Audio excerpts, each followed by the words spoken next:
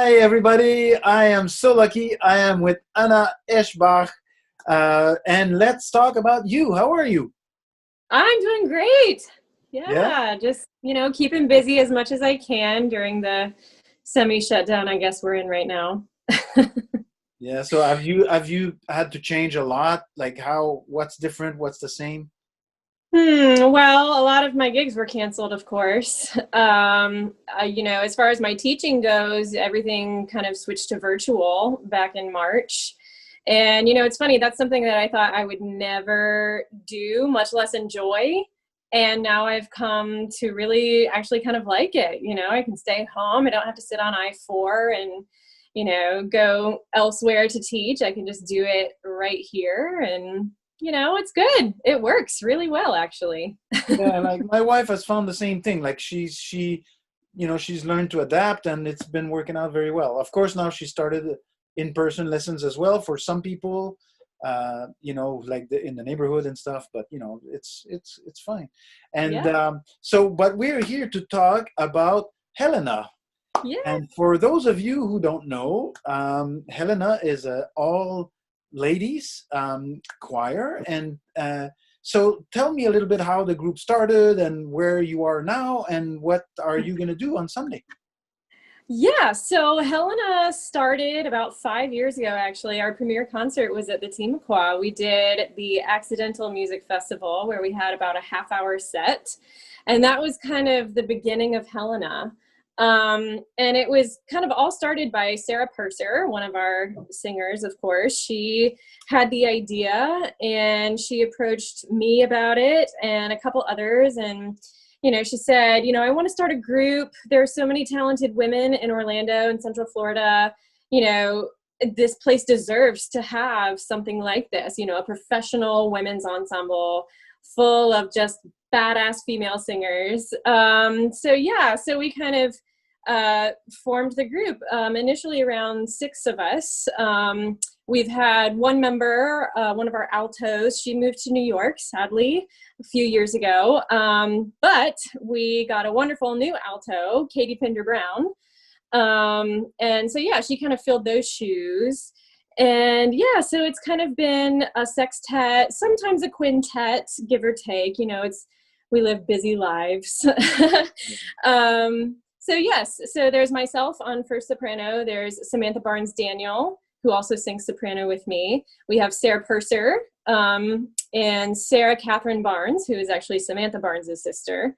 And we have Katie Pinder Brown, of course, and Lizzie Ariza. That's the 6. Unfortunately, though, this Sunday, Sarah Catherine will not be with us. So it'll be a quintet this Sunday. And then And yeah, you also perform with piano sometimes not. Like, what are you planning to do on Sunday? Like, what's the program going to be like? Yeah, so on Sunday, it's going to be all a cappella. We figured, since we have kind of limited our rehearsal time, that it would probably be safest to do a cappella with just ourselves. The program is going to be very interesting. We are premiering a new work by a composer named Paul Ayres. He wrote a piece called Anti-Suffragist Reasons, and it is based on a text by Alice Duer Miller, who is American. She was very instrumental in the suffragist movement back, I guess, 100 years ago now. She wrote a lot of satirical poetry with a lot of, just wit and humor in it, to kind of move the suffragist movement forward. And it was very instrumental, I think, in kind of bringing it to the attention. Bringing awareness, I think, to everybody, that women should have the right to vote. And so here we are now, 100 years later, And and then of course with the election. The right to vote still has to be fought for. Yes, So yeah, unfortunately. yeah. What better time to premiere this amazing work? It's really fun. It's a fun work, and I think everybody will like it. So Helena, by choice, of course, kind of concentrates on women's issues, or at least women's point of view. So, and of course, the talent, also not only the performers, but usually the arrangers, the composers Mhm. are female many times.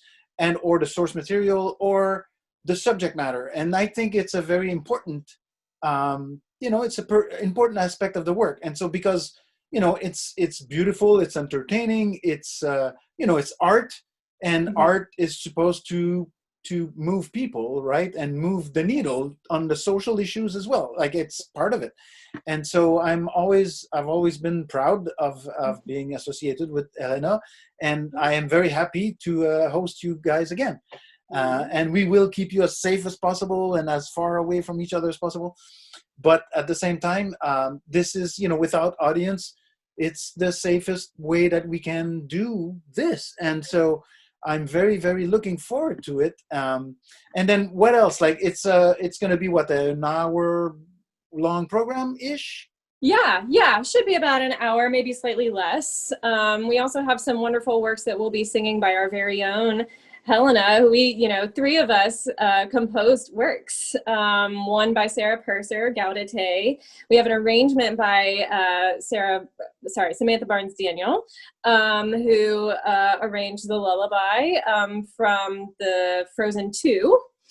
And then we have another one. We have a Magnificat written by Katie Pinder Brown. So yeah, it's exciting to be able to sing our own works as well, by female composers, of course, and all that. So. Yeah, and of course, as you know, as everybody knows, like we're all for new music and living composers, so we're always happy to allow and I guess encourage the creation and the performance of new music. So I'm very, very, very much looking forward to it. So people can find the concert at 7:30 on Sunday at youtube.com/Timucua Arts, or at facebook.com/Timucua Arts Foundation, or at timucua.com/events. So there's many ways to find the video, and hopefully people will enjoy it and contribute, because obviously, like, we've had a couple of ticketed events, like live events without audience.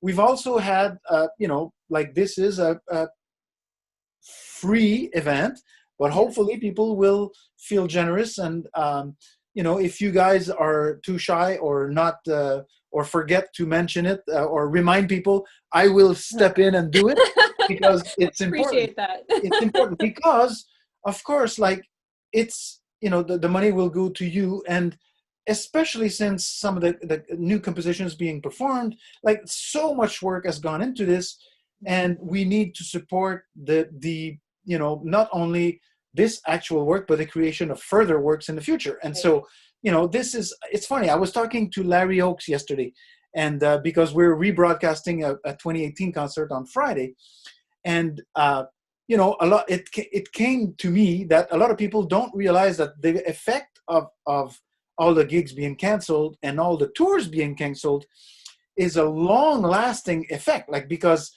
it's like a lot of musicians are either self-managed or have a one-person operation to manage the tours and stuff. And like, just in one, like, we have one group who was booked originally for, I want to say, early May, and they have rescheduled. They sold out. Like, so there was a ticketed event, and they sold out within 3 days of the tickets going on sale. And they don't want to reimburse people because obviously they spent that money. I mean, this is the money they used to live. Like, this is, and so they've rescheduled 8 times already, and they're not done. Like, not only our concert, the entire tour. Oh, and so, God. like, because, basically it said, well, maybe it's going to work in 3 months. Maybe it's going to work in, 2 months later, maybe it's going to work. So they go over all of the work, including all of the venues. So we had to do this booking work 8 times. Like, it's crazy. And so, like, when people realize that, all of a sudden it's like, oh, yes, maybe because people are missing the live experience so much. Yes. But what they have to realize is, let's say that next week it's safe all of a sudden. Let's say, like, hypothetically, it's still going to take months for for tours to happen, because this takes a long time for the routing to work. Like, it's a hair pulling experience. Like, it's really hard. So of course you ladies are local, but still the like preparing new programs which you want to perform more than once. Like they're not tours, but it's almost as complicated. You don't have the travel, and you don't necessarily, unless you actually travel, but Right. and you don't have the lodging, but everything else is still involved, and that's a Yeah. lot of work. So Yeah. people, be generous and Yes. support these efforts. Like it's just gonna, people have to realize they will benefit from their support that they're giving in the future, because Yeah. then it will mean that more better live music will be available when it's safe to happen. So Yes, yes, absolutely. There's so much that happens behind the scenes that I don't think people realize. So, yes, exactly. You know, donating now just ensures that we'll be able to come back sooner in the long run.